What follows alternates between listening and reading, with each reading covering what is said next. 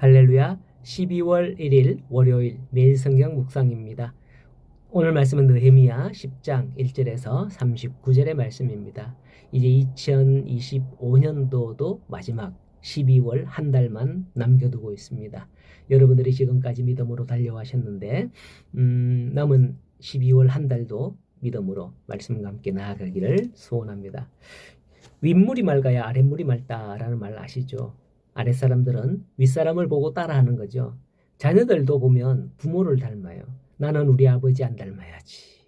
결심을 하지만은 나중에 보면 생김새도 닮지만은 무엇보다도 성격이 닮아가는 것을 볼 수 있는 겁니다. 여러분은 자녀들이 어떻게 자라기를 원하실까요?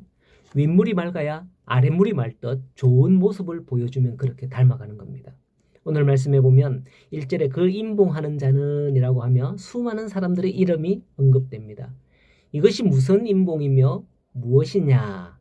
앞장에서 보면 귀환한 돌아온 백성들은 학사 에스라가 읽어준 말씀 앞에서 하나님과 언약을 갱신하는 내용이 나옵니다.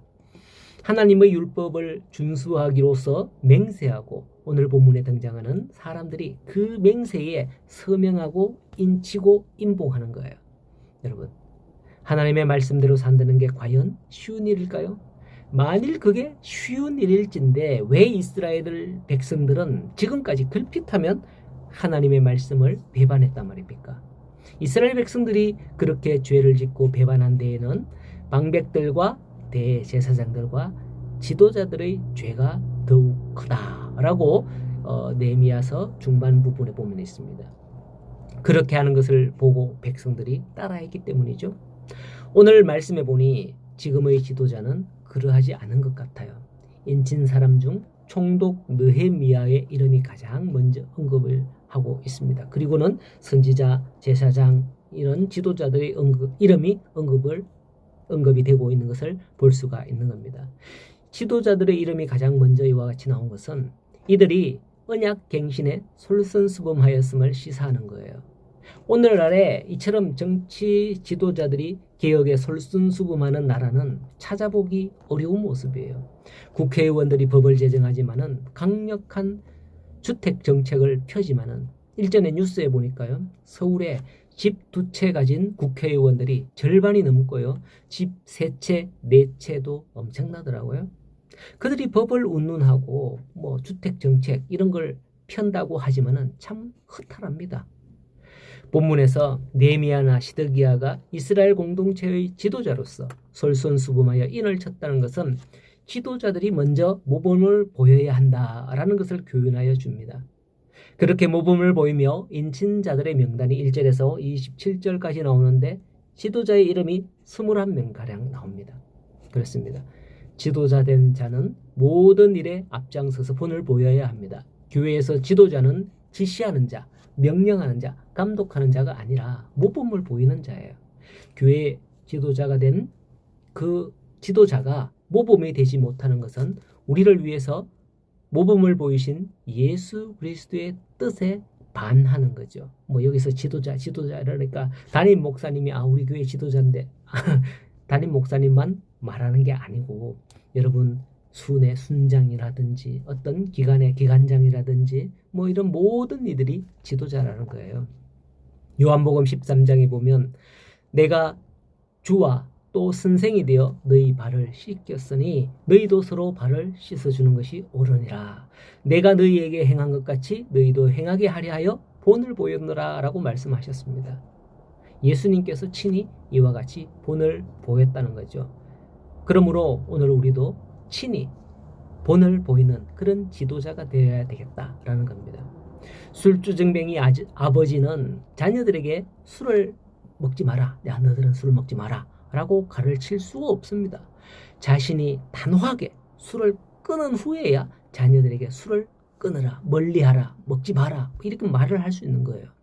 우리 교회는 지도자된 모든 직분자들이 먼저 모범을 보이는 그런 은혜의 교회가 되기를 소원합니다.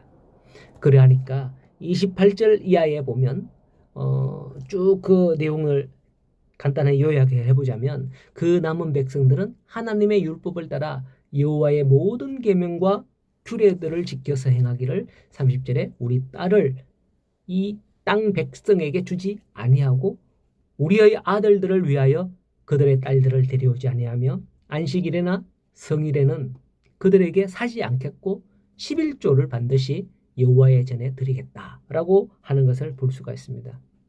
이것은 그들의 신앙이 회복되었다는 것을 나타내는 증거입니다. 전에는 학계가 책망한 대로 여호와보다는 자기 집에 가져가기라 빨랐던 그런 사람들 아니었습니까? 그렇게 성전 짓기를 재건하기를 계속 미루었던 그런 사람들이었어요. 이처럼 사람이 삶의 목적을 어디에 두느냐에 따라서 그들의 영적 상태가 변하는 것을 볼 수 있는 겁니다. 삶의 목적을 하나님의 말씀이 아닌 다른 것에 두는 이들은 외견상 성도처럼 보일지라도 실상은 성도가 아닙니다. 왜냐하면 성도는 하나님의 백성을 일컫는 말이죠. 성도, 거룩할 성, 무리, 도 자잖아요. 하나님의 백성이라면 마땅히 하나님의 말씀과 법을 따르는 자를 일컫기 때문이에요. 우리가 하나님의 백성이냐 아니냐, 우리에게 믿음이 있느냐 없느냐, 그것은 하나님의 말씀에 대한 우리의 태도로 구별할 수 있는 겁니다. 하나님의 백성이요 믿음 있는 사람은 하나님의 말씀을 쫓아서 살아가게 되는 거죠. 오늘 저와 여러분을 따라서 여러분들을 보고서 이스라엘 백성들이 지도자들을 보고서 백성들이 그렇게 따라 고백하고 행했듯이 오늘 저와 여러분을 따라서 믿음의 결단을 하게 되는 분들이 생겨나기를 소원합니다. 이제부터 주의 말씀에 참여하겠습니다 라고 다짐하며 나아가고, 또 내가 그렇게 결단할 때에 내 주위에 있는 많은 분들도 야, 너를 보니까 하나님이 계시는 것 같구나 하고 그렇게 고백하고 예수 믿게 되는 그런 일들이 많아지기를 소원합니다. 오늘도 이렇게 먼저 내가 모범을 보이며 그들에게 본이 되는 우리 모든 성도들이 다 될 수 있기를 간절히 소원합니다. 오늘도 복된 하루 되십시오.